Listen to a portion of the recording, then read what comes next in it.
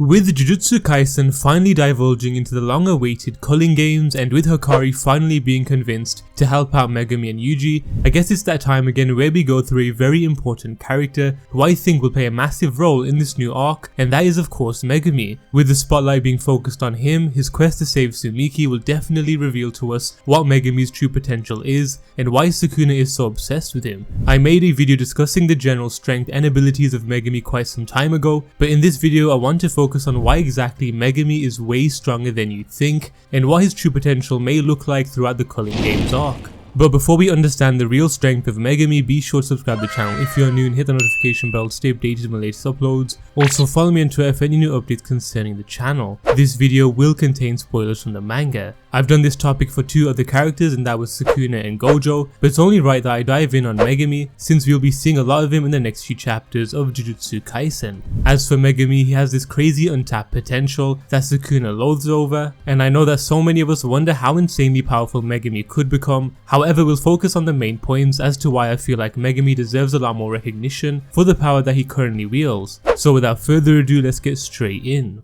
The very first thing I want us to tap into is to remind us of Megumi's current powers and abilities. So as for what Megumi has in his arsenal will have to firstly be his intelligence, since Megumi has the capability to read situations in a matter of seconds, and this is something we notice a lot of when we see the likes of Yuta and Gojo. I would say that Megumi is close to that level of battling intellect, but his only downfall would be the fact that he doesn't mind using himself as a sacrificial lamb. This falls back to what Gojo had mentioned to him, and that was Megumi was never hitting for a home run, but instead would sacrifice himself. This mental barrier is something that Megumi needs to work on, but maybe we'll get to see him go feral during the Culling Games and finally be selfish. After this is his mastery in weaponry. You can legit throw a wooden stick to Megumi and you'll use it as effectively as you would with an actual sword. And he didn't do too bad with the tonfa he was given against Noritoshi Kamo. This special training with Maki did him justice, and is the only thing which makes him resemble his dad the most. However, due to Megumi constantly using Shikigami, using weapons does get in the way, so it's understandable. When it comes down to Megumi's cursed energy, he's one of the very rare few who can store massive amounts of it and be able to keep it under great control. For example, his premature domain expansion, although it was incomplete, he did pull it off with great execution, and even during the Shibuya incident arc, where he'd countered Dagon's domain expansion with his own creating an escape. This cursed energy control under such dire circumstances shows us how composed Megumi is, and to believe that he is still a high schooler. Funnily enough, in the same arc he summoned the most powerful Shikigami to exist, and that was Mahoraga. I mean, what more can I say? It literally took Sukuna to get serious to render Mahoraga useless, and somehow Megumi was able to summon that monster. On the topic of Mahoraga, Megumi's specialty is obviously being able to summon Shikigami with his special inherited technique, being known as the 10 Shadows technique, where he can create different Shikigami from the shadows and can even hide himself or objects within it too. It's like the battle we had witnessed against the Finger Bearer. Once Megumi activated his domain expansion, he snuck up behind the special grade and managed to defeat it. Megumi acquires different Shikigami: Divine Dogs Totality, New, Great Serpent, Toad, the Wells-known Abyss, Max Elephant, Rabbit Escape, and finally Mahoraga. The final massive ability would easily be his domain expansion, known as Chimera Shadow Garden. Essentially, Megumi's domain expansion can turn everything within the domain into a shadowy substance, meaning everything is in his hands, similar to Mahito's domain expansion. Although this one was incomplete, it felt like there was really no escape because he is able to summon a Shikigami at any time, and can even create duplicates of himself from the domain. We just saw the incomplete version of this, and he was able to tear this special grade into shreds. Now imagine what a fully complete Chimera Shadow Garden would really look like. I reckon over time, when Megumi unlocks his true potential, his domain expansion may even rival that of Gojo's, but who knows.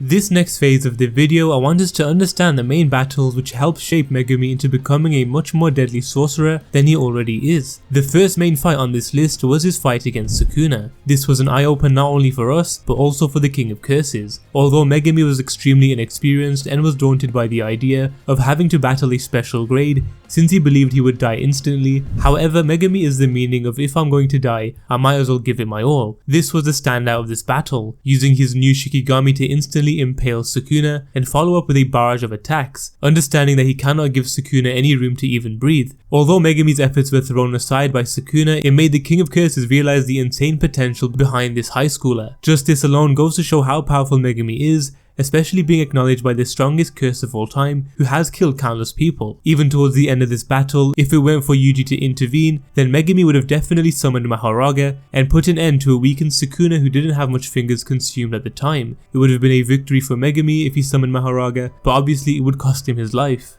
Following up is Megumi's battle against the Finger Bearer under Yosohachi Bridge. This fight was a massive step up for Megumi to take advantage of his downfalls. Learning from Gojo's words, Megumi truly did go feral and decided to hit that home run in an attempt to summon his domain expansion. Because Megumi wasn't able to handle the Finger Bearer with his bare techniques, the Chimera Shadow Garden was the only way out, otherwise he would have died. The best part about this battle was how effective Megumi was during the Chimera Shadow Garden. Keeping in mind it was only a snippet of what his true potential is, summoning Divine Dog totality from the shadows and even creating a duplicate of himself to completely catch the special grade off guard, which opened a space for him to ultimately defeat the Finger Bearer. Like I mentioned before, at this time Megumi was facing a mental barrier of not putting his all in and constantly thinking himself as a sacrificial lamb. However, these are positive signs for us to see Megumi constantly hit for the fences, and I honestly do hope we get to see a much more crazier Megumi during the Culling Games. Next up would be when Megumi finally unleashed Mahoraga against his fight with Haruta. Even though Megumi sort of turned on the self-destruct button, the idea of this high schooler acquiring the most powerful Shikigami under his belt is extremely scary.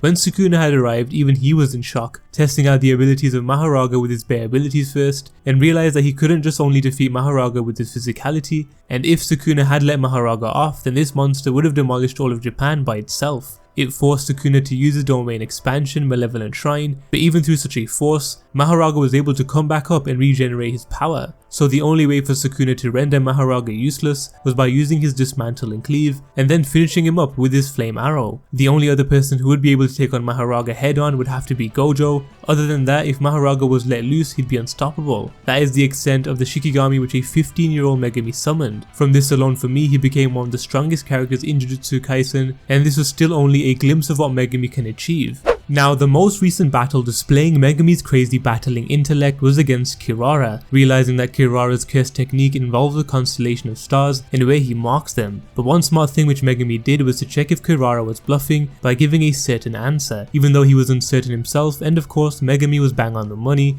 when Kirara had flinched. In a matter of minutes of coming up against Kirara, Megumi deciphered his complex curse technique which involves star constellations. Similar to how he defeated the Finger Bearer within his own domain expansion, he did the exact same to Kirara, but this time without a domain expansion and all with his own intellect, going to show the levels which Megumi has risen to, creating a diversion for his Divine Dog totality to pounce and subdue Kirara.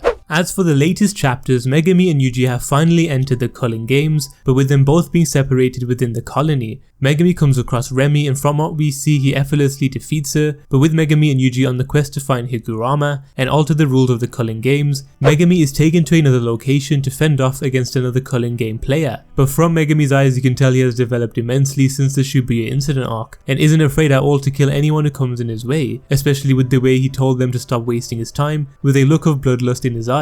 I feel like the more the Culling Games goes on, we might see the most ruthless version of Megumi. So why is Megumi way stronger than we think? Well, that's easy. He is most certainly closing in on the level of a special grade sorcerer due to him being able to cultivate a domain expansion, summon Mahoraga, being a master in weaponry, and to top it off, he is one of the most smartest sorcerers in Jujutsu Kaisen. But one thing we all need to understand that if Megumi is still only 15 and has so much ahead of him, but his development is crazy, and I totally understand why Sukuna is so interested in him. He seems like the only character besides Yuji who can potentially hit levels higher than Yuta and Gojo. This next generation of sorcerers are a perfect match for these Culling Game players, since most of them are hundreds of years old who only know how to kill. Essentially, Megumi and Yuji have entered a game where it's kill or be killed against people who only know how to kill. I mean, just take that in for a bit. Killing was normal hundreds of years ago, so if Megumi and Yuji do survive the Culling Games, expect them to come out on the same level as Yuta or even Gojo. But honestly, the way Jujutsu Kaisen is going at the moment, I can feel Akutami has something major prepared for the development of Megumi, and we might see him become a blood-hungry sorcerer. Anyways, I hope you guys understand a little more behind why I see Megumi as one of the strongest in this series. There is so much Megumi has yet to fulfill, but I do hope he goes on a killing spree in these Culling Games. But let me know what you guys think about Megumi's true potential and how far do you think he will go in this arc down in the comment section below. As always, like this video and subscribe to the channel if you're new, and I'll see you guys in the next one.